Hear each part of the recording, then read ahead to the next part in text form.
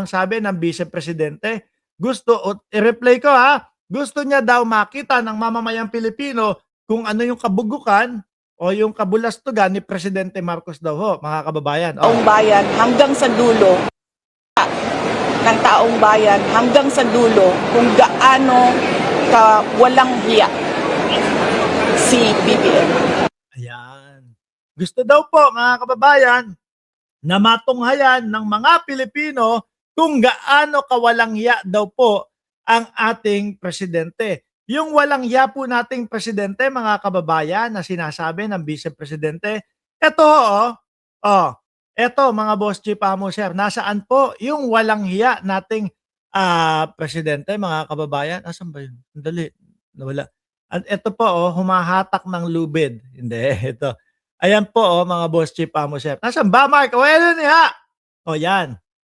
Ayan po, nasaan? Nandun po sa San Juan, mga kababayan. Ano po ginagawa diyan sa San Juan? Nagpapamahagi po ng mga school supplies para po doon sa mga mag-aaral ng San Juan. Ayan po, kasama po ni Mayor ng San Juan na si Mayor Zamora po.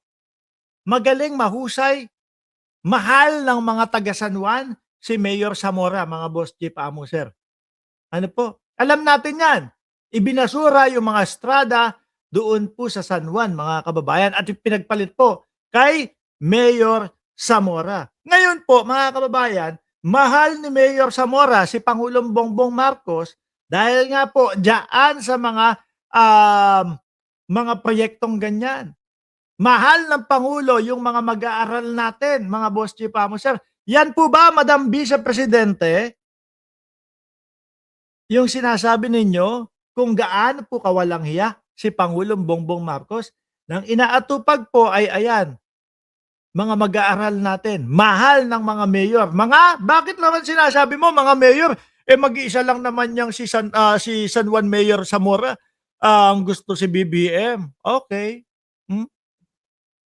Pati po pati po Maynila. Ayun oh. 'Di ba ito pong mga huling mga balita po, mga kababayan, talaga namang yung papuri no po ni Isko Moreno, mayor no namin sa Maynila. Bakit naki-Maynila ka naman? Batang Maynila ho ako, mga kababayan. Diyan po ako ipinanganak sa Tondo, Maynila, at ang akin pong pinagpanganakan ay doon po sa 1574 Franco Street, corner ng Pacheco at ng Pitong Gatang, mga kababayan. Diyan tayo lumaki. Hanggang ilang taon? Hanggang 18 anyos ako diyan sa Tondo ho, mga kababayan. No, nalipat kami ng Coral Street, Tondo, Maynila. Mahal ko ang Maynila.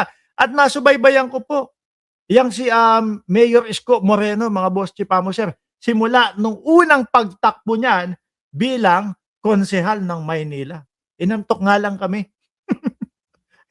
Bata pa lang ho ako noon, mga kababayan. Doon sa kanto ng Pacheco, una kong inabangan, inantabayanan, si Isko Moreno. Tumatakbo siya sa pagkakonsehal ho. No? Malulupit yung dati. Siyempre, ilalagay nila si Isko Moreno doon sa dulo ng mga magsasalita, ng mga speech. Siyempre, para yung mga tao ay talagang magtagal at talagang magstay doon sa sa campaign nila, campaign chuchu nila. Ako naman, tatay ko galit na. Sabi, "Hoy, bata ka.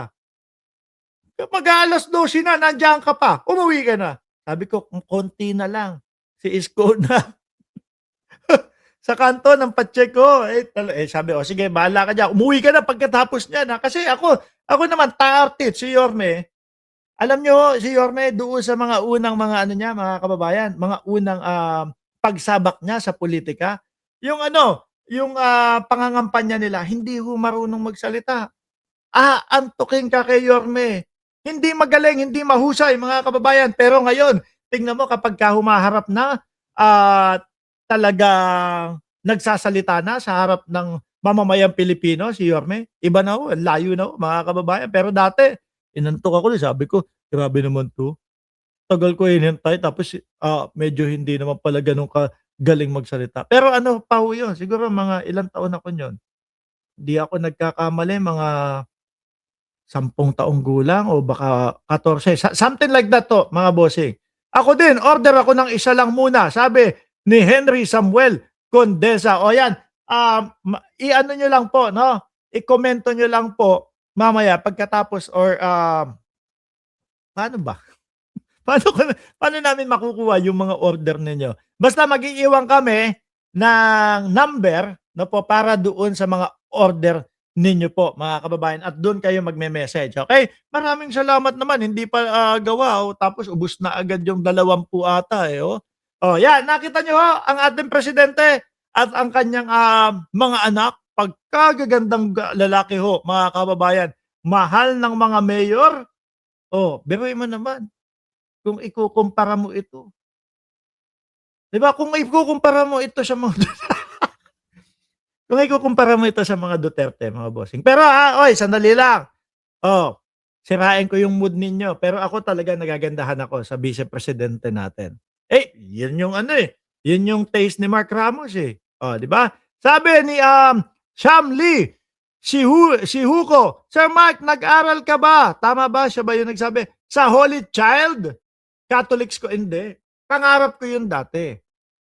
Pero magat salamat, elementary school ako, gumraduate. Ayun, doon sa may Perla, kanto ng Perla, doon ako gumraduate po. No? Mahal ko yung magat salamat. Tapos, saka lumipat naman ako doon sa Solis. Oh, sa Solis naman, sa Torres High School ako gumraduate ng high school. Kaya talagang buong buo, Manilenyo tayo, mga kababayan.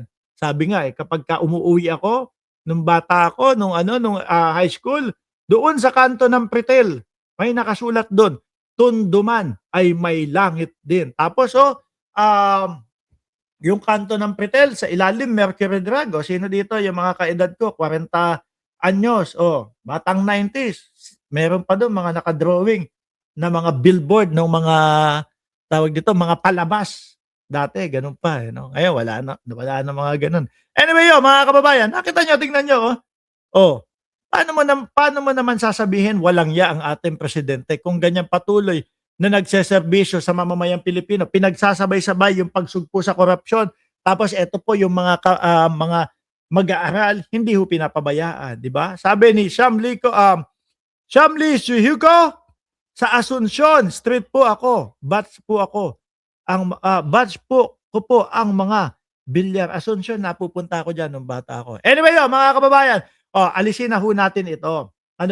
Dumako muna tayo doon since napag-usapan na natin ng Vice Presidente, dumako muna tayo doon sa impeachment ng Vice Presidente po, mga bossing. Ito ho, mukhang si Jinggoy bumalabs at hindi pwedeng bumoto, mga kababayan, dahil nakalongko.